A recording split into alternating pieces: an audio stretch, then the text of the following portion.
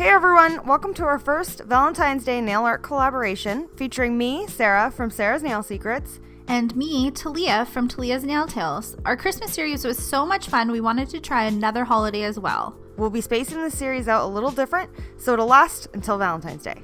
So let's get started. Okay, so the first design is called Vintage Valentine's Day, and this is my favorite design that I did in the whole series.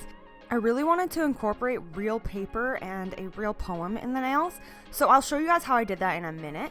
But this design isn't a original design. I know that this has been done before, so I didn't come up with the paper in the nails thing. So to start, I used light elegance, and I basically used a lot of the new autumn collection here. So this is It's Showtime.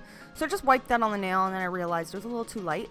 So now I'm coming in with Main Attractions. This is a really beautiful shimmery purple. So again, I just swiped that on the nail. So this nail is not supposed to look like a marble nail. I'm just layering some colors down really thin so that when I encapsulate some paper in the nail, it won't be too thick or anything.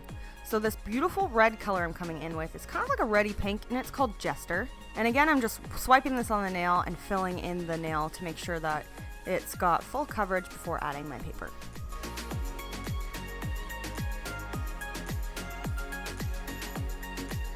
So once I got this thin base down, I did give that a cure. And then I'll show you how I created my little papers. So I did this before my friend came. So here I'm using Clear Jelly Stampers Juliet's Love Story. And I'm just using this little poem and some of the black polish from Clear Jelly Stamper. I stamped this on some plain white paper and cut it out. Then I took a lighter and just burnt the edges. So just make sure you do this carefully and with no flammable products around. Once I burnt all the edges, that's what it looked like. And I did a bunch of them, and then I cut them up to size and put them in a little jar for when my friend came. So to apply the pieces, your base is dry because you've cured it in the light. And now I'm just going over with a thin layer of clear gel. So I'm picking up my piece of paper, I put it onto that wet gel, and then I wrap some saran wrap around it. So you're gonna wanna make sure that's really tight and secure, and you can move around your piece of paper until you're happy where it is. And then I took the bottom off my light so I could pop it over her hand so she didn't have to move at all and disrupt the paper. And I cured that, and then you just gently pull off the saran wrap.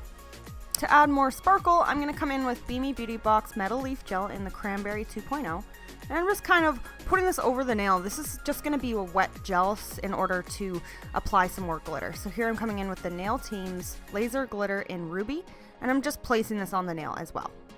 And I also wanted to add some gold foil because you just can't go wrong with gold foil. So I'm just placing that around the burnt paper and on the nail, just kind of random. This is supposed to be a little bit abstract and random. And then she's curing that in the light. And then I just repeated the process, and I did that on her middle finger and her thumb.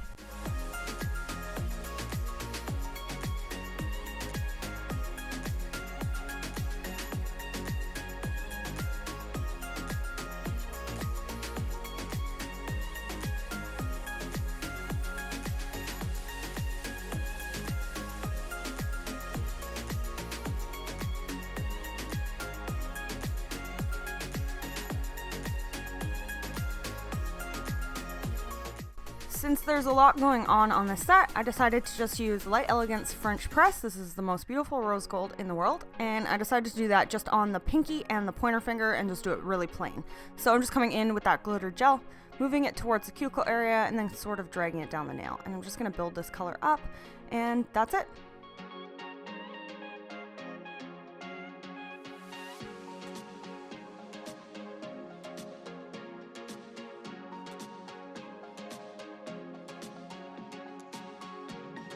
After all the nails have been decorated, I'm coming in and I'm just cutting off some of that extra gel that would have come out the side with that saran wrap.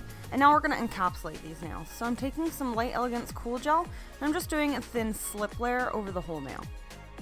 The slip layer is there to help your builder bead go where it needs to go. So I'm just covering the whole nail with that.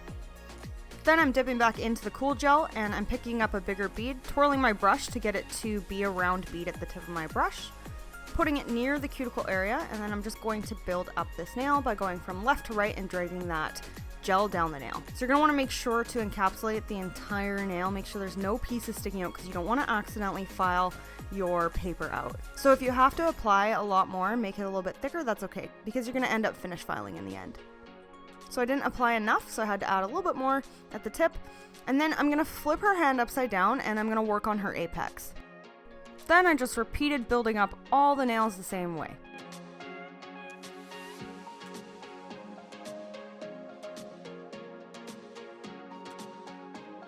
After all the nails were built up, I did give them a full cure, and then I started to finish file.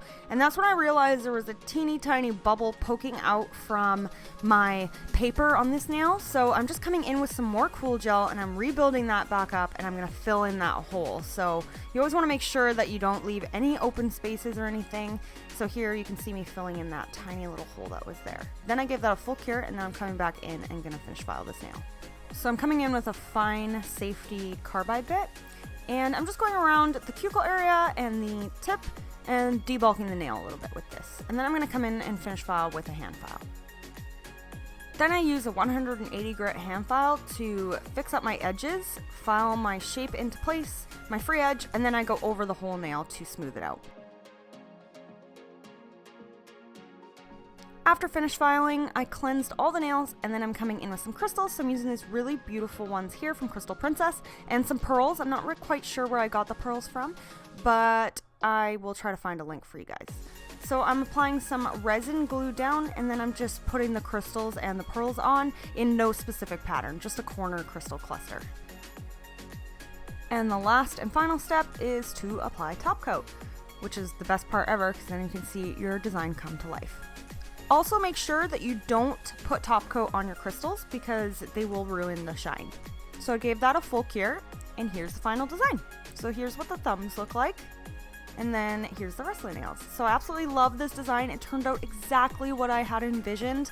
I love the simple rose gold nails.